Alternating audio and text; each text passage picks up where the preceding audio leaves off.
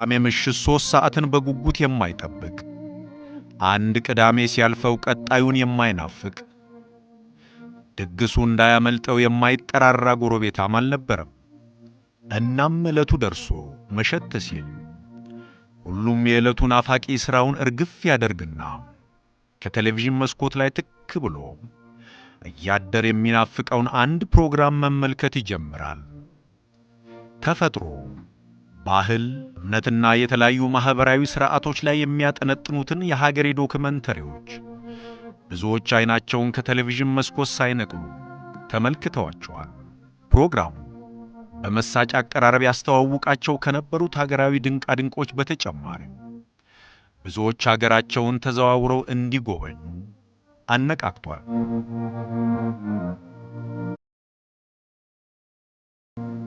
ማን ያርዳ የቀበረ ማን ያውራ የነበረ እንዲሉ የወቅቱ የሀገሬ ታዳሚዎችን የዛኔውን ትዝታቸውን እንዲህ ያካፍሉናል።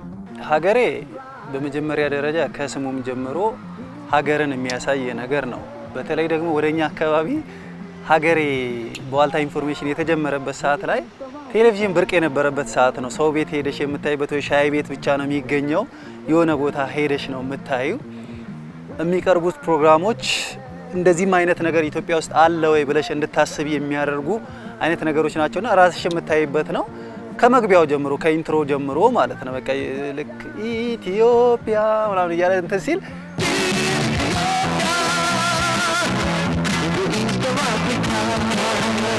ፕሮግራሙ ካለቀ በኋላ ራሱ በሚቀጥለው ቀን የልጅነት እንትን አለ።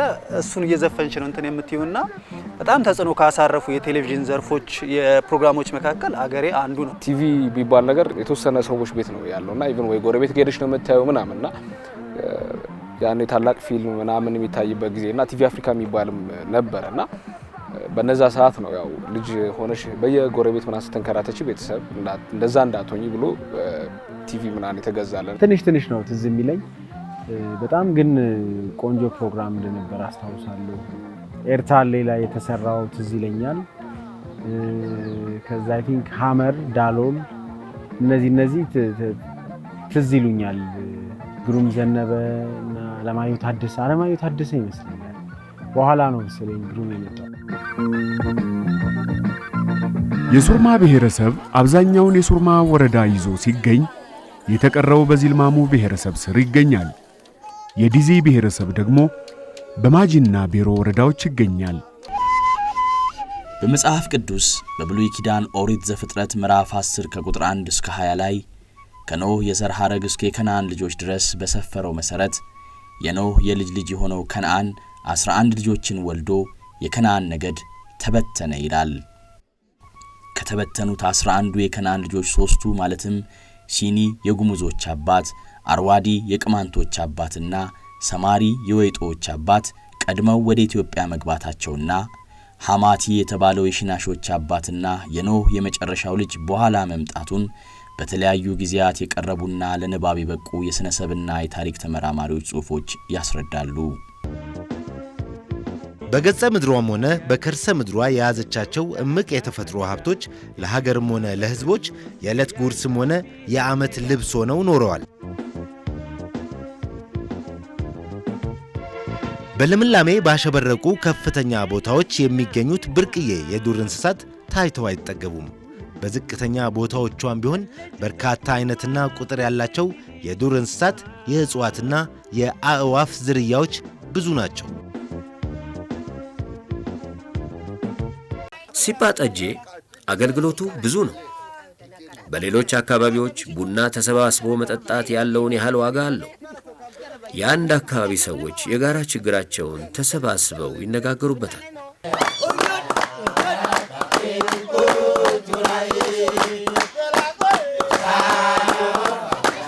ከ8 እስከ 13 ዓመት ባሉት ጊዜያት ውስጥ በደንብ ትውስታዎች ነበሩ። ያኔ በየተከታታዩ ሁሌም ስለሚታይ ጥሩ ጊዜያቶች ነበሩ። ሀገሬ ትልቅ ፕሮግራም ነው። የተለያዩ ሀገራትን የሚያስቃኝ የተለያዩ ቦታዎችን የሚያሳየን ቤታችን ቁጭ ብለን የተለያዩ ቦታ ላይ የሚያደርሰን ነውና የተለያዩ ሀገራት ባህል የተለያዩ ሀገራት ወጎችን የሰርግ ጋብቻ ሁኔታዎችን የተለያዩ ታሪካዊ ነገሮችን ያሳየን ስለነበር በጣም እንወደው ነበርና ልጅ ሆነንም ማንከለከለው እንደ ቤተሰብ ተሰብስበሽ ከእናት ከአባት ከወንድሞች ጋር ተሰብስበን የምናየው ልዩ ፕሮግራም ነበር። ቤተሰብ በሙሉ የሚወደው ፕሮግራም ነበር። ሀገር ሙዚቃ ሁሉ ትዝ ይለኛል። ኢንትሮ ብሬኮቹ የኢትዮጵያ ካርታ ነገር ነበረበት። በጣም ባስታውሰዋለሁ እና በዋልታ እንደዚህ የሚቀርብ እየተባለ ነበር የሚቀርብ። በሐሳብ ወደዛ ይወስድሻል፣ ወደ ሐመር ይወስድሻል፣ ወደ ኑዌር ይወስድሻል፣ ወደ አኙሃ ይወስድሻል። በአካል እዛ ድረስ እንዳለስ አድርጎ የሚያሳይ በመሆኑ በጣም ምስል ከሳች የሆነ ድንቅ ስራ ነበር በኢትዮጵያ የፊልም ታሪክ ውስጥ። የሚቀጥሉ ሳምንት ምንድነው የሚያመጡት፣ የት ሄዳሉ፣ ምን ያሳያሉ የሚሉትን ነገሮች በጉጉት ነበረ የምንጠብቀው ማለት ነውና የጉዞ የመሄድ አገራትን የመጎብኘት እነዛን ታሪካዊ ቦታዎች ላይ ሄጄ ባዩዋቸው የማለት ውስጥሽ የሚፈጠሩ ነገሮች አሉ። ትክክለኛውን ባህል አውጥተሽ ነው የምትሰሪው። እንደዚህ ድራማቲክ አድርገሽ አለ የምትሰሪው። አንድ ጊዜ ምን ገጠመኝ መሰለሽ፣ የሆነ ማናውቀውን ባህል ድራማቲክ አድርገን እንስራው ብለን አሰብ እና ራቁት ቆመሽ በአደባባይ ፍርድ የሚሰጥሽ ነው። ሰው የገደለ ሰው ራቁቱን የሚቆምበት ነው። ድራማቲክ አድርገን እንስራ ስንል እንዴት ነው አሉ። ማን ነው ድራማውን ቦታ የሚከውነው አሉ። እንደዚህ አይሰራም ሲባል እውነትም ለካ ሀገሬ እውነተኛው መስሎ አድሮ ውሎ ያንን ትኩሱን ነገር ነው የሚያሳይሽ። የቀብር ስራ ቢኖርሽ ቀብሩ ድረስ የንግስና ስራ ቢኖርሽ ንጉሱ እንዴት ሞተ፣ እንዴት ኖረ፣ ምን ያህል ህይወትን የኖረው፣ ምን አይነት ህይወት አስተላለፈ፣ ይሄን ሁሉ ፕሮሰሱን በግልጽ የሚያሳይ ነው። ሀገሬ ምንድን ነበር በጣም ጥሩ ነገሩ አቀራረቡ ነበር፣ አፕሮቹ ከዛ በፊት ከለመድናቸው የዶክመንተሪ አቀራረቦች በጣም ይለይ ነበር። አንደኛ ኤክስፒሪየንስን ነበር የሚያሳየን የነበረው። ትዝ ይለኛል ኑሮ ሰዎች ነበሩበት፣ ካራክተሮች ነበሩበት ውስጡ። ስለዚህ እንደ ፊልም ነበር የምናየው። ዶክመንተሪ ፊልም የሚባል አይነት ይዘት ያኔ ነው ነገሩ የገባን። በሆነ አይነት መንገድ አፕሮች ሊደረግ እንደሚችል ዶክመንተሪ ትዝ ይለኛል ሳስብ። ከዚህ ከሞትና በሞት ዙሪያ ካሉት የሽናሻ ባህሎች ሌላው ተጠቃሽ ባህላዊ ክንውን ሙታንን መዘከር ነው። ሙታንን በመዘከር ዙሪያ በሽናሻ ብሔረሰብ ውስጥ ለየት ያለ እምነት አለ። ሰው ይሞታል፣ እናም ይቀበራል። የተቀበረው ስጋው ነው። ስለዚህ ነፍሱ ከሟች ዘመዶች ነፍስ ጋር እንድትቀላቀል ሲባል የሚከናወኑ ባህላዊ ሥርዓቶች አሉ። ተስካርና ሻሮ። እነዚህ ሥርዓቶች ካልተካሄዱ በስተቀር የሟች ነፍስ ከዛፍ ዛፍ እየተንጠላጠለች ትኖራለች እንጂ በፊት ከሞቱት ዘመዶቿ ነፍስ ጋር አትቀላቀልም ብለው ያምናሉ። ጉመዛ የሚባለው በጉሙዝ ባህል ላይ የተሰራ የሀገሬ ፕሮግራም በቀድሞ የኢትዮጵያ ቴሌቪዥን ይተላለፍ ነበረ። ጉመዛ የጉሙዝ ብሔረሰብ አሁን ለሚጠራበት ጉሙዝ ለሚለው ስያሜ የመነሻ ቃል ነው። ያንን ፕሮግራም በጉጉት ነበር የምጠብቀው። ልክ በቃ በዛን ጊዜ የተላለፉ የነበሩ ታላቅ ፊልም ምናምን እንደሚባሉ በእኛ ሀገር ውስጥ ደግሞ ከተሰሩ ስራዎች የኛ ሆነው እኛን የሚያስተዋውቁ ባህሎቻችንን ታሪኮቻችንን ያስተዋውቁ ነበርና አገሬ ሲተላለፍ አስታውሳለሁ ከነ ድምፁ በቃ በተለየ መልኩ ነው ያንን ጠብቄ የነበረ ማዳምጠው። ኤርታሌን ያሳየበት መንገድ የማያንቀላፋው ተራራ ነው የሚል እንትን ማለት ነው። በዓለማችን አስገራሚ ከሆኑ ምድራዊ ክስተቶች እጅግ ጥቂት አምሳያዎች ብቻ ያሉት ቦታ ነው።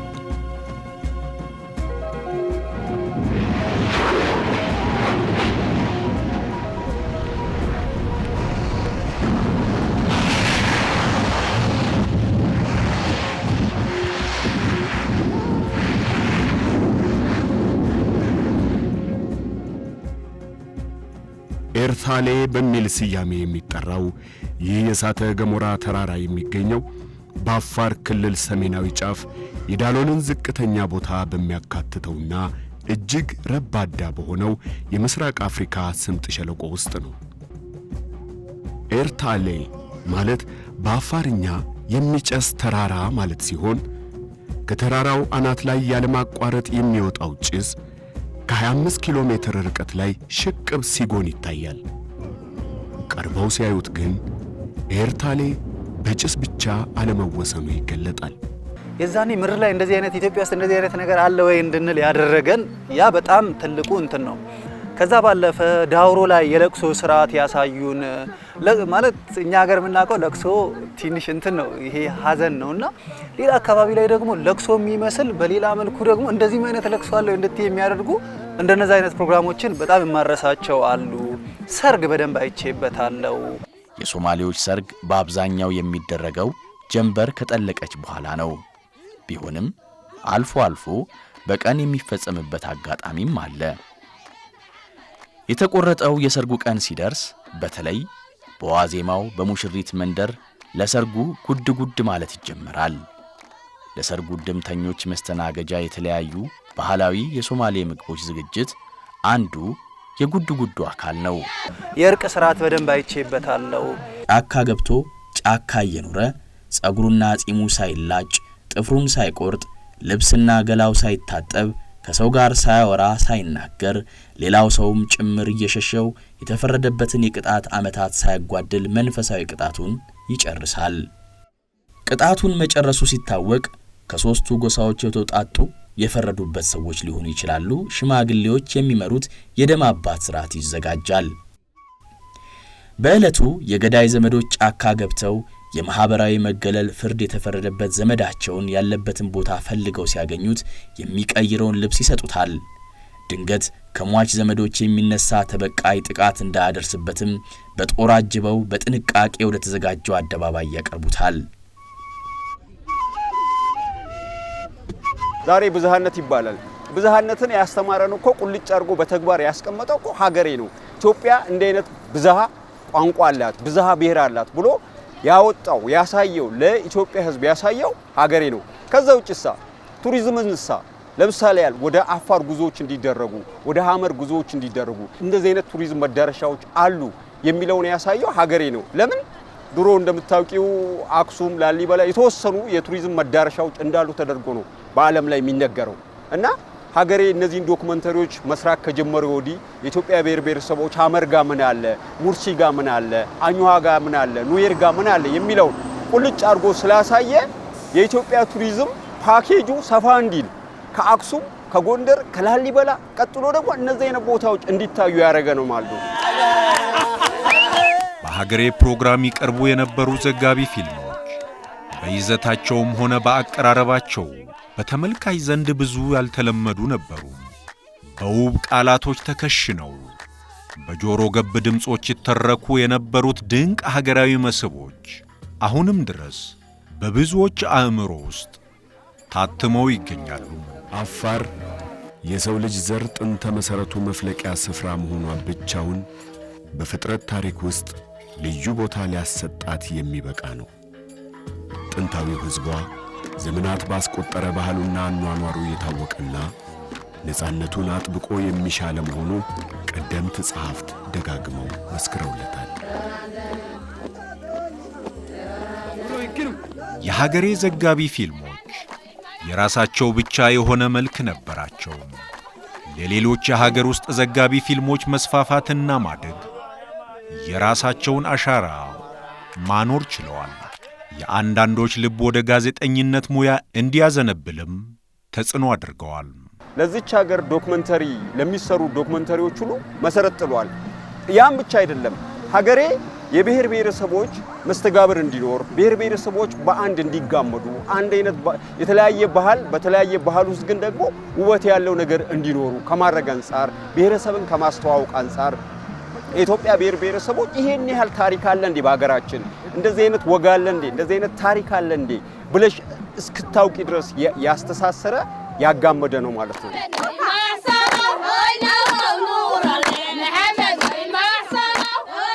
ይህ ሁሉ ዝግጅት እንደተጠናቀቀ አመሻሹ ላይ ሙሽሪት በሚዜዋና በመንደር ጓደኞቿ ሞቅ ባለ ባህላዊ ዘፈን ታጅባ አዲስ ወደ ተሰራው ጎጆዋ ታመራለች።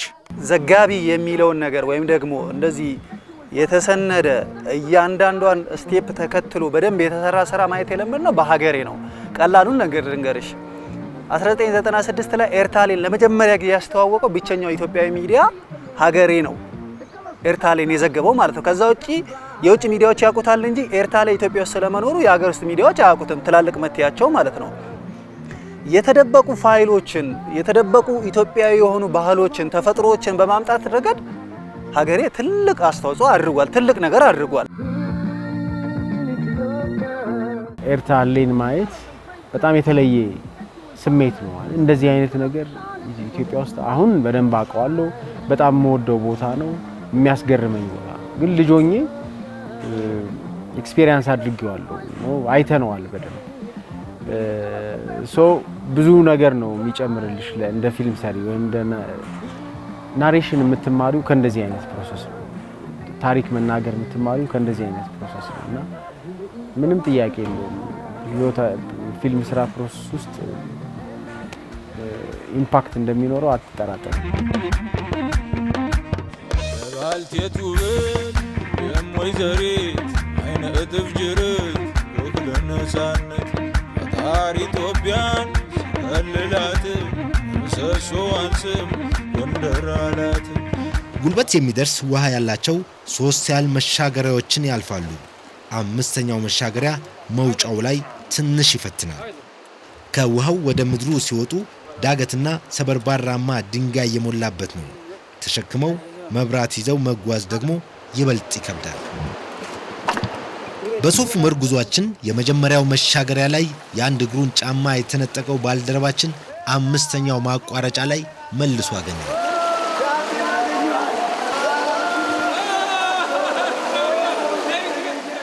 ደስታው ብዙም አልቆየ። የተነጠቀውን የቀኝ እግር ጫማ አስመልሳለሁ ብሎ ሲታገል የሌላኛው እግሩን አስረክቦ አረፈው። ከዚህ በኋላ ራሱ እንዳይወሰድ መጠንቀቅ እንጂ ለተነጠቀ ዕቃ መጓጓት አላስፈለገውም። ጉዟችን ቀጥሏል። ሀገሬን እንደመነሻ ለማድረግ የሞከሩ ሚዲያዎች አሉ። ብዙዎቹ የዶክመንተሪን የሚሰሩ ሚዲያዎች በሀገሬ ልክ ለመስራት ጥረት ተደርጓል። ያው ያኔ የነበሩት በጣም ጥቂት ሚዲያዎች ናቸው። እነዚህ ጥቂት ሚዲያዎች ደግሞ ከሀገሬ ለመፎካከር በጣም ብዙ ነገር ሲሰራ ነበረ። ግን ቴክኖሎጂው እያላቸው የሰው ኃይሉ እያላቸው ያልወሰዱት አንድ ነገር አለ። አንዱ የሥራ ባህሉ አለ። ሁለተኛው እዛው ውለሽ አድረሽ የምትሰሪው ነው። በአጭር ቀን አይደለም። አሁን የአንድ ብሔረሰብ ታሪክ የአንድ ብሔረሰብ ዶክመንተሪ ይሰራ ቢባል ስምሪቶቹ በየሚዲያዎቹ የሚደረጉት የ5 ቀን የ7 ቀን የ20 ቀን ነው። ስለዚህ ሌሊት ያለውን ነገር ቀን ያለውን ነገር ገጠር ላይ ያለውን ነገር እንትናችሁ አታገኙም። ለምን? ጋዜጠኛው ባለችው ጊዜ እንደምንም አጣቦ ለብ አድርጎ ለመስራት ይፈልጋል። ግን መነሻው ምንድነው? ሀገሬን ቤንች ማርክ አድርጎ ለመጠቀም ይፈልጋል። ስምሪቱስ በጣም አጭር ቀን ነው። ከዛ የተነሳ በዛ ልክ የሚመጣበት ነገር የለም። አዳኞቹ እሳት ያነዱና የጠመንጃቸውን አፈሙዝና የጦራቸውን ጫፍ ወደ እሳቱ አቅጣጫ አድርገው በእሳቱ ዳር ያስቀምጣሉ። ከመካከላቸው አንደኛው ዶሮውን ይዞ በእሳቱ ዳር ይቆምና መንገዳችን የሰላም ይሁን፣ ለጀግንነታችን ማስመስከሪያ የሚሆን ከትልልቆቹ የዱር እንስሳ ይግጠመን፣ የሐሳባችንን ፈጽመን በሰላም ወደ ቤታችን ይመልሰን እያለ መልካም ምኞቱን ይገልጻል። የተቀሩትም አሜን ያድርገው ይላሉ።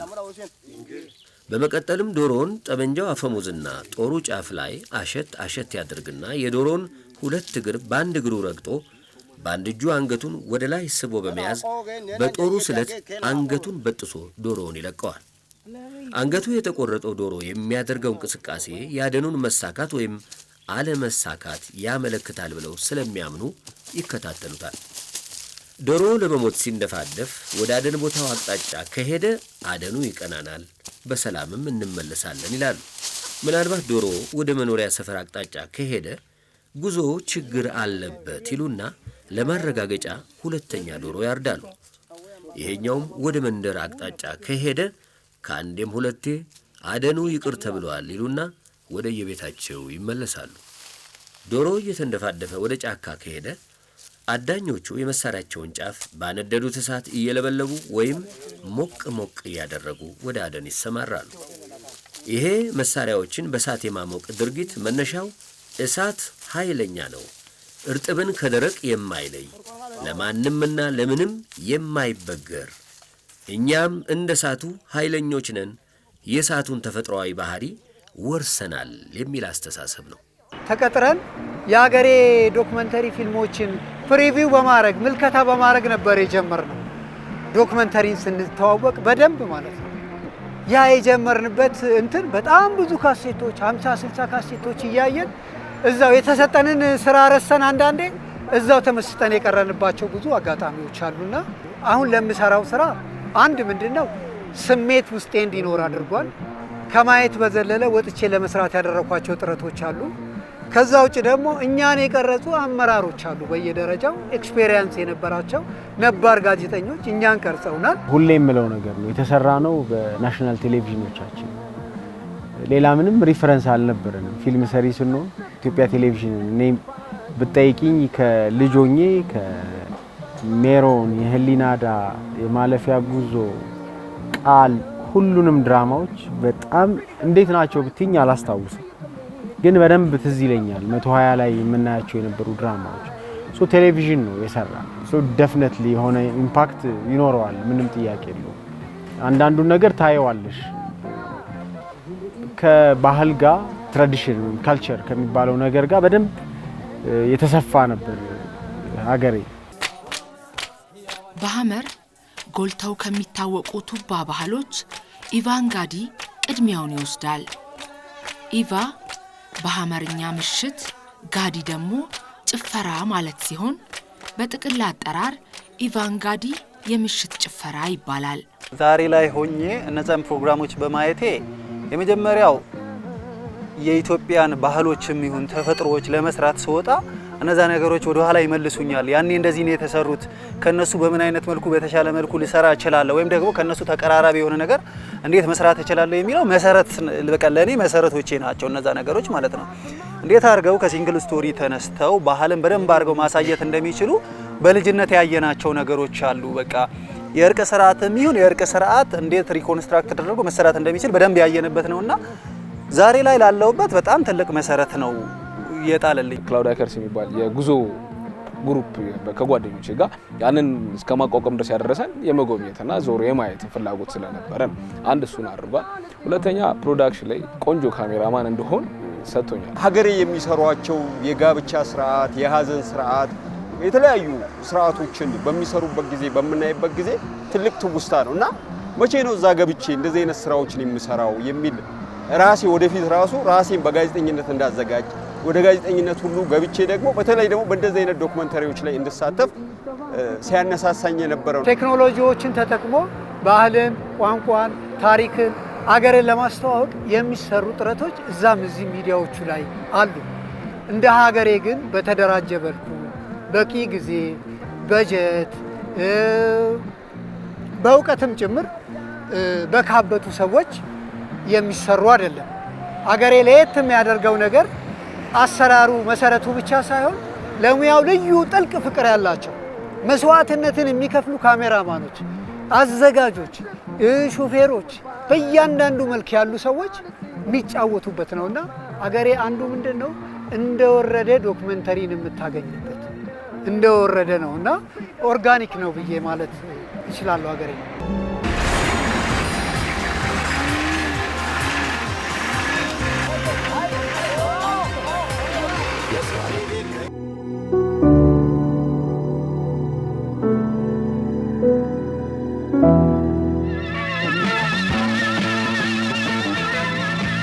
ፋና ሚዲያ ኮርፖሬሽን ዜጎችን እርስ በርስ ይበልጥ የሚያስተዋውቀውን ሀገሬ ዘጋቢ ፕሮግራም ለእይታ ያቀርባል። ዝግጅቱ ሀገር ያላትን ሀብቶችና ገጽታዎች ከማጉላት ባለፈም ጠቃሚ እሴቶች፣ ማህበራዊና ፖለቲካዊ ፋይዳ እንዲኖራቸውም ያስችላል። ሀገሬ ተመልሶ መምጣቱ እጅግ በጣም የሚያስደስት ነገር። እንዴት ይሁን፣ እንዴት ይሰራ፣ እንዴት አፕሮች ይደረግ እኔ ምሳሌ እንደ ፊልም ሰሪ ብትጠይቂኝ በጣም ኢንትረስቲንግ በሆነ መንገድ በጣም መስህብ ባለው መንገድ ቢቀርብ የሚቀርበውን ሶሳይቲ ኖርም እና ቫልዩ ወይም ደግሞ የሚቀርበውን ሶሳይቲ የሚመስል አተራረክ ዘዴ ሊሆን ይችላል። ምሳሌ እኔ ተወልጄ ያደኩበት አካባቢ ብትሄጂ ተረት የሚወራበት መንገድ አለ የራሱ መንገድ። በዛ መንገድ ስለ ጎንደር ሀገሬ ዶክመንተሪ ቢሰራ በዛ መንገድ ቢሰራው ደስ ይለኛል። እሳት ዳር ጨዋታ ሊሆን ይችላል። ከዛ ተነስቶ ሊሆን ይችላል ናሬት የሚደረገው አላውቅም። በአጠቃላይ መምጣቱ ግን ልክ እንደኔ በጣም ብዙ ልጆችን ኢንስፓየር ያደርጋል ብዬ አምናለሁ።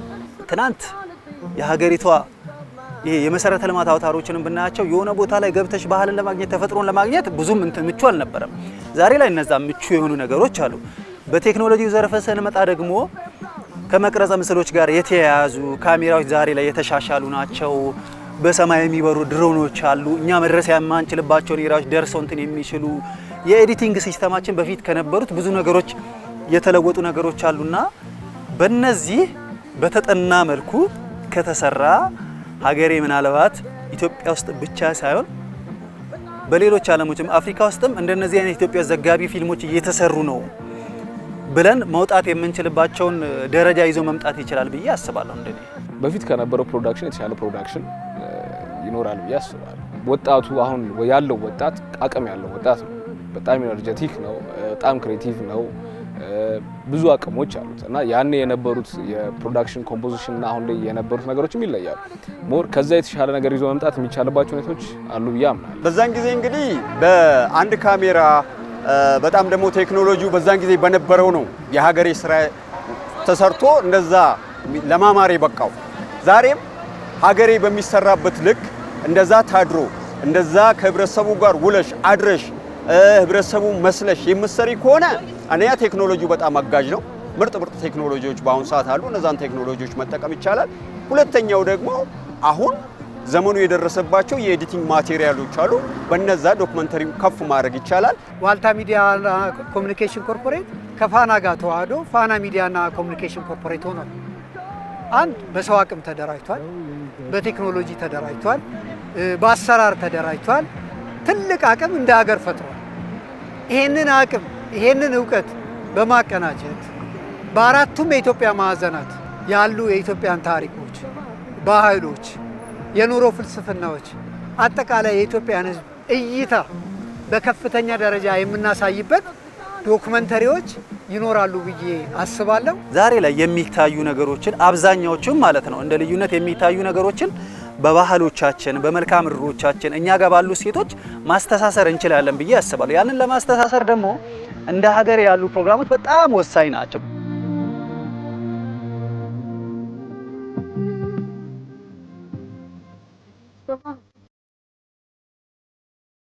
አገሬ ልክ እንደ ጅማሮ የኢትዮጵያን ብዙ መልኮች ለማሳየት እንደገና ይመለሳል። ቀለመ ብዙዋ ኢትዮጵያም ያልታዩ ጓዳ ጎድጓዳዎቿን በሀገሬ ስልት እንደገና ታስቃኛለች። ሀገሬ እንደ ዘመኑ ዘመኖም እንደ በፊቱ ደግሞ ተመልካቹን ሊያስደምም በፋና ሚዲያ ኮርፖሬሽን በቅርቡም በተከታታይ ይቀርባል።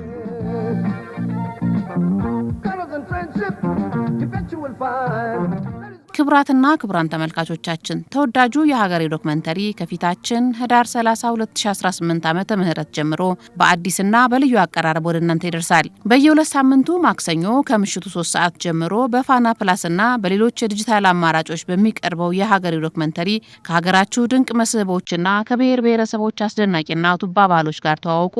ምርትና አገልግሎታችሁን አስተዋውቁ።